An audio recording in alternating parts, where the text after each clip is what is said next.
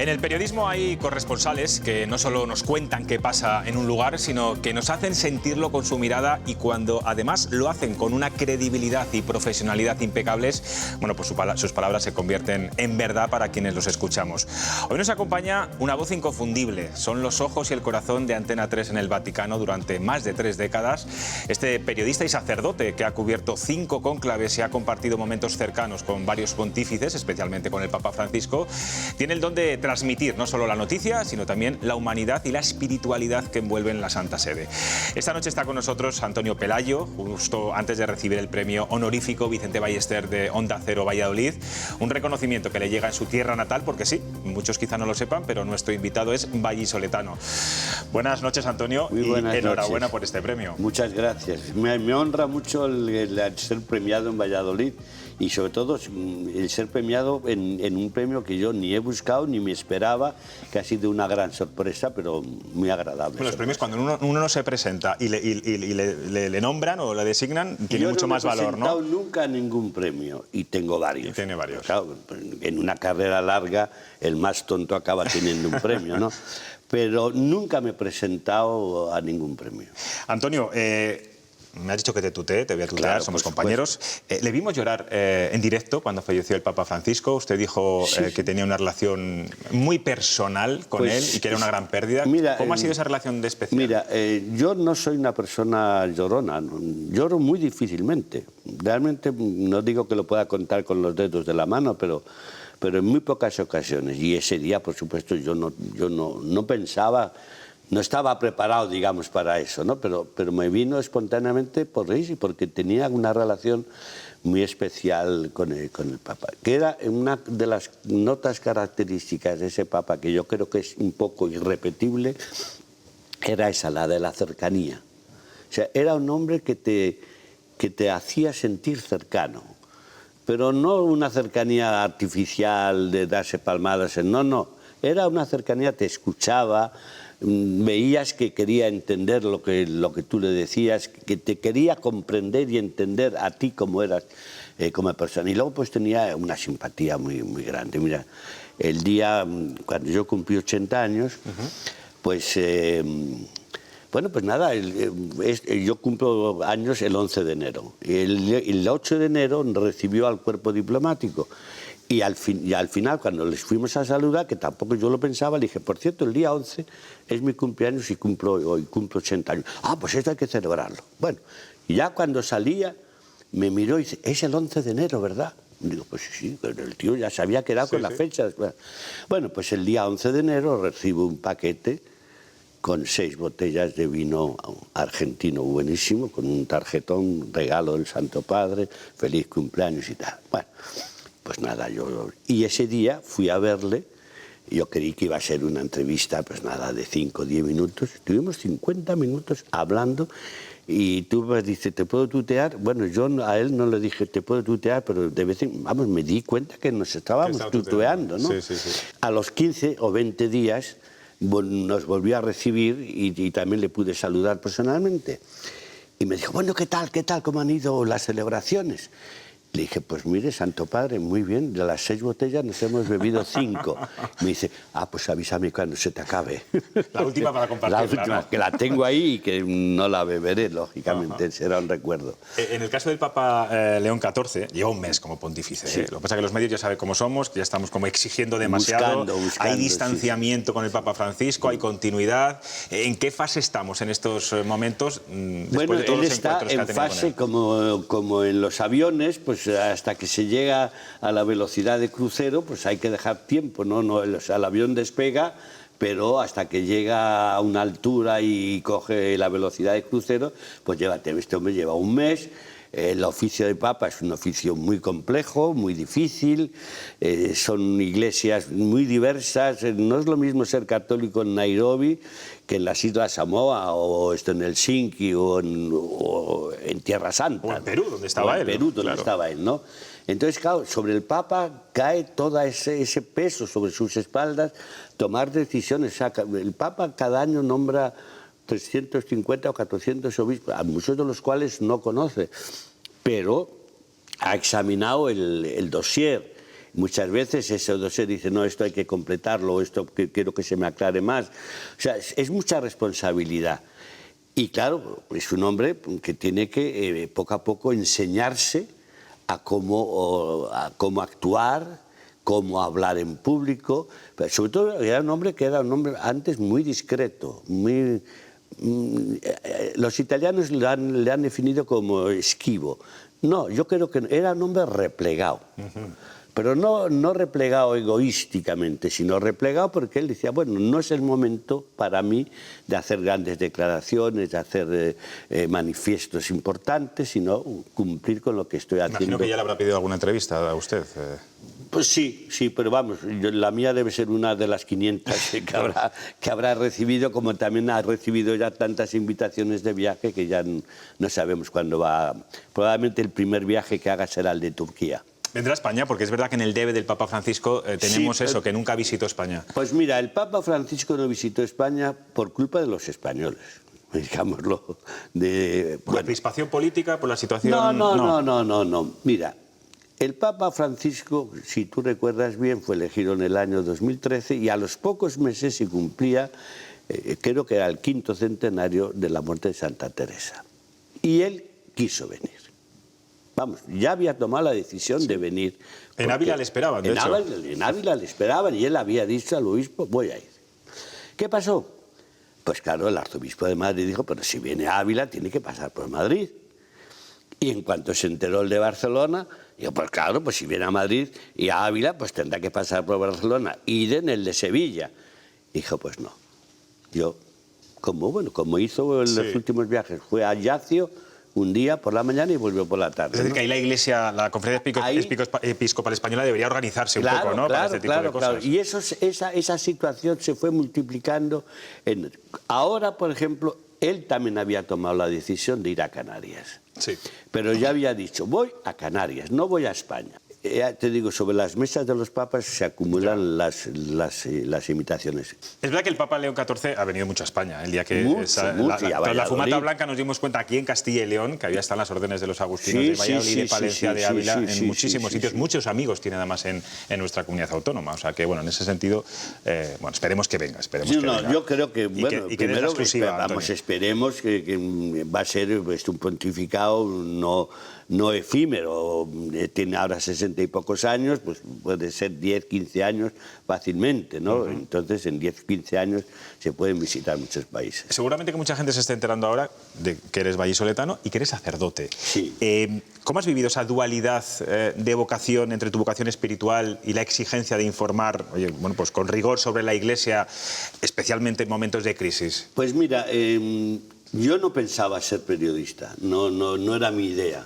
Mi idea era ser, ponerme a la disposición del arzobispo de entonces, que era García Goldarra, con el que yo tenía una buena relación.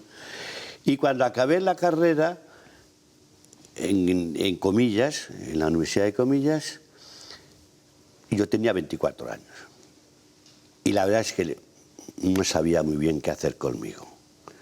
Me dijo, claro, si te mando a un pueblo, te vas a perder, tú nunca has estado en un pueblo, los pueblos aquí de Castilla son muy especiales y no, a un pueblo no te puedo mandar. Si te traigo a la ciudad, pues van a decir que eres mi protegido y que yo te estoy privilegiando. De manera que dijo, mira, como tienes un buen expediente académico, haz el doctorado y luego ya hablaremos. O sea, se quiso lavar las manos, haz el doctorado. Entonces, efectivamente, yo empecé a hacer el doctorado en Madrid y yo había empezado a hacer, como vallisoletano, cosas sobre cine. O sea, mi primer debut periodístico era hablar de cine y hablar mucho de la Semana de Cine de Valladolid, a la que yo venía y en la que pude colaborar durante muchos años. Y en ese periodo inicialmente madrileño empecé a escribir en una revista que se llamaba Cine Estudio, cuyo redactor jefe era José Luis García, que al mismo tiempo hacía la crítica de cine en una revista semanal que se llama Vida Nueva. Bueno, pues García dejó de hacer la crítica de Vida Nueva porque ya empezaba a escribir y a hacer los guiones y tal, y yo le sucedí. Llevo en el Vaticano fijo 38 años, o sea, viviendo fijo, instalado. Había ido bastantes veces antes Yo la primera vez que voy al Vaticano a trabajar es en el año 70, 71, fíjate, se ha pasado años. Había un sínodo de obispos en el que era relator el cardenal Tarancón, con el que yo también tenía muy buena relación. Me dijo, vente, tienes que venir al sínodo. Dijo, bueno, yo a ver, en el periódico que dice, y bueno, en el periódico en cuanto supieron que el cardenal quería, dice, nada, entonces allí estuve un mes. Y luego había ido, bueno, pues fui a la muerte de Pablo VI, yo entonces estaba en París de corresponsal, pero fijo 38 años. Y unos 30 o 32 más o menos como corresponsal de Antena 3. ¿Cuál es el momento más emocionante para ti, si te puedes quedar con uno? No sé si es precisamente la muerte del Papa Francisco, o ese que incluso periodísticamente dices, me encantaría volver a revivir. Mira, lo mejor que le puede pasar a un periodista, religioso o no, es el cónclave. Porque el cónclave, con esa mezcla de elementos medievales, la fumata blanca, el secreto de los cardenales, el aislamiento, luego saber las quinielas, quién va a ser, quién no va a ser. Es una liturgia maravillosa. Es una experiencia extraordinaria. Yo he hecho 6, o sea, he enterrado a 5 papas y he hecho 6 cónclaves. Cada cónclave es diverso, lógicamente es diverso, ¿no? Este, por ejemplo, ha sido extraordinariamente rápido y extraordinariamente claro. No es que fuese el único candidato, como sabemos. Entonces yo creo que la experiencia del cónclave pues es realmente extraordinaria. Y luego después, algunos de los viajes, yo he viajado mucho con los papas. Con Juan Pablo II pues habré hecho, no sé, 80 viajes, porque viajaba muchísimo. Claro, y duró 27 años, ¿no? Con Benedicto, pues también he hecho, y con este prácticamente he hecho todos, ¿no? Claro, en esos viajes hay a veces experiencias pues, que no las puedes olvidar, ¿no? Mira, por ejemplo, la misa final en Manila, hace unos años, con el Papa Francisco, lloviendo a cántaros, pero a cántaros como llueve cuando en esos países llueve. 7 millones. De fieles allí. 7 millones de fieles que no se movió nadie y que veían al Papa a 2 kilómetros en unas pantallas. O sea, el que los viera, para verle físicamente seríamos, bueno, los periodistas por supuesto, pues seríamos 100.000, 200.000, ¿no? Eso, ¿sabes? Verte en ese entusiasmo de la gente. Gente que llevaba allí más de un día, esperando la misa del Papa por la tarde. Habían llegado la víspera ya por la noche. Bueno, pues ya te digo, eso pues se ha repetido en estos viajes a América Latina, África, por ejemplo. Y luego también te digo, pues, algunas de las entrevistas que he hecho. Le va a parecer un poco frívolo a la gente. Claro, entrevistar a Sofía Loren, pues no te sucede todos los días, ¿no? Está claro. Pues yo creo que estuvimos como media hora, que luego no se pudo dar en la televisión, sabes que para que te den una televisión sí, claro, media hora, pero en fin, metimos unos minutos, bastantes minutos. Bueno, pues esas son experiencias que no se olvidan fácilmente. Porque Antonio, tú que has estado y puedes ver esa evolución de cómo ha cambiado la comunicación también en el Vaticano, de esa etapa muy hermética, oscurantista, ¿qué está haciendo el Vaticano o qué tiene que hacer todavía en aras a una mayor transparencia?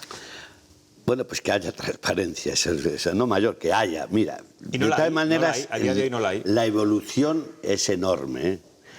Cuenta que al primer director de la sala de prensa que yo conocí, que se llamaba Alessandrini, cuando había una noticia escapaba, no estaba. Dice, ¿dónde está el...? No está. No, las noticias llegaban siempre por vías paralelas, ¿no? Todo eso cambia mucho con Navarro Valls. Cuando Juan Pablo nombra a Navarro Valls director de la sala de prensa, ahí ya hay un cambio bastante espectacular. Navarro era un gran periodista, mentía muchísimo, como buen portavoz, mentía mucho, pero cuando quería darte la noticia te la daba y la daba muy bien y tal. Luego, claro, es que también las noticias varían mucho según cómo sea el Papa, ¿no? Es decir, Benedicto, por ejemplo, no le gustaban las noticias, no era un hombre de noticias. Francisco, él mismo, solo era él todo, protagonista, jefe de prensa, director de la comunicación, o sea, él todo se lo hacía, no tenía a la gente que estaba ahí o que siguen estando, no les daba importancia, él se lo hacía, ¿no? Entonces, tiene que haber bueno, es decir, hay una comunicación que es la oficial, que esa nos llega a todos, nombramiento de obispos, discursos del Papa, los viajes del Papa y tal. Pero claro, el estado de las finanzas del Vaticano, que ahí sí que hay que, bueno, ahí Francisco hizo una limpieza total.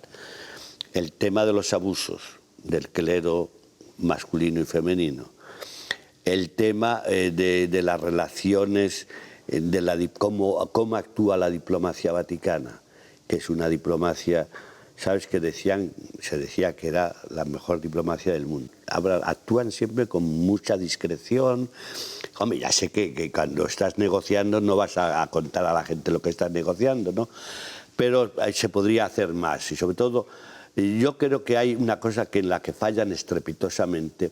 Tú no puedes lanzar a la opinión pública un gran documento sin antes explicarlo y explicarlo bien. Sí, para que no haya interpretaciones. Claro. O sea, una encíclica, un libro del Papa, un gran discurso ante Naciones Unidas. Pues si eso, además, yo se lo he dicho, vamos, si es que esto es elemental. Si hay una fábrica de detergentes que lanza al mercado un detergente nuevo, pues antes reúne a los periodistas y les explica que ese detergente cuesta menos, lava más blanco, no mancha.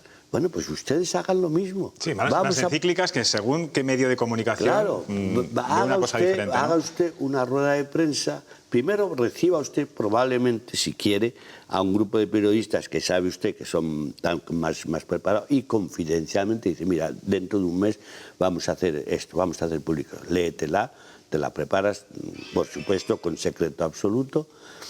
Bueno, pues eso no se hace. Y hoy, bueno, este Papa ya ha dicho que una de las primeras cosas que va a hacer va a ser reformar la comunicación, porque ahora no funciona. Antonio, tenemos que terminar ya. Qué pena. Podría hacerte 1000 preguntas. Podría ser como la entrevista de Sofía Loren, estar sí. Media hora, que luego aquí sí que la emitimos, completamente, completamente. 81 años a sus espaldas y sigue queriendo ser corresponsal en el Vaticano. ¿Por qué? Pudiendo estar jubilado en el Vaticano, jubilado aquí en Valladolid, no sé si es donde prevé venir cuando finalmente decida Mira, dejar. Yo lo tengo esto bastante claro de toda la vida, no de ahora, sino de toda la vida. Yo nunca he pensado jubilarme. Sí, no sé, claro, cuántos años podré seguir trabajando al ritmo que estoy trabajando ahora. Me puedo reducir.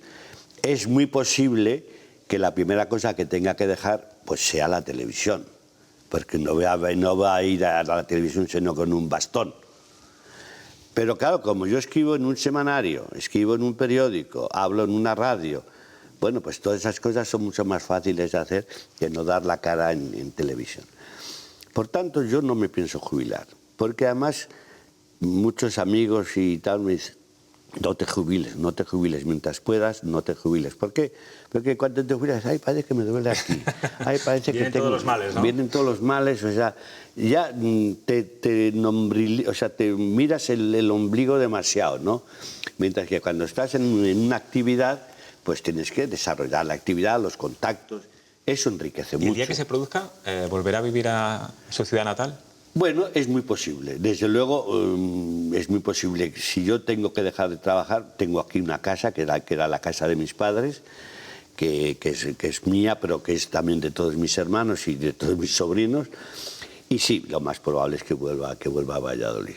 Ciudad que me encanta. Sí, sí, sí. No, y que, vamos, que viene de forma asidua, además, claro, me has dicho. Pero fíjate, por ejemplo, hoy viniendo hacia aquí, como te he dicho antes, que hacía muchos años que no venía, es que es una ciudad que ha cambiado enormemente y que ha crecido de una forma inesperada. Bueno, yo tengo un sobrino que vive en Parque Sol, por ejemplo. Claro, todo aquello, eso no es... Yo he conocido la Huerta del Rey. Íbamos a jugar... Que eran huertas. Íbamos a jugar al fútbol. Ya. Yo estaba en el colegio La Salle, íbamos a jugar al fútbol a la Huerta del Rey. No había una sola casa. Era eso, huerta. Y fíjese ahora, es media ciudad la que hay ahí. Es media ciudad y Parque Sol más todavía, sí, ¿no? Sí. Entonces es una ciudad que ha crecido, pero ha crecido Ahora ha crecido bien. Hubo momentos de locura. Sí. Locura Bueno, la llegada de Renault, la especulación, barrios, la especulación que hubo en Valladolid con las casas del casco viejo. Aquí se han destruido casas maravillosas y luego se han construido. Bueno, pero en fin, eso pasa. Es como el cuerpo humano, ¿no? Cuando empiezas a crecer, parece que los brazos son más largos que las piernas y tal, así. Pero bueno, yo sí creo que volveré a Valladolid. Pues Antonio, ha sido de verdad un placer, porque bueno, para mí es un referente, ¿eh? Y creo además que la mayor parte de los españoles, durante los días del cónclave, creíamos lo que usted decía a pies juntillas, y eso es muy importante, la credibilidad en periodismo. Bueno, yo creo que esa la da el no ocultar las cosas que sabes, saberlas explicar y creer tú en ellas. Y volviendo a lo de la emoción, es que no puedes emocionar a la gente si no estás emocionado tú.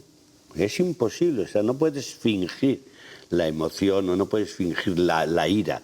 Si estás airado, pues se tiene que ver que estás airado.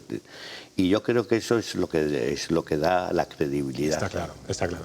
Disfrute del premio de Onda Cero, en nombre de Vicente Ballester, un gran periodista de esta ciudad. Y muchas gracias por estar aquí. Gracias a vosotros. Gracias.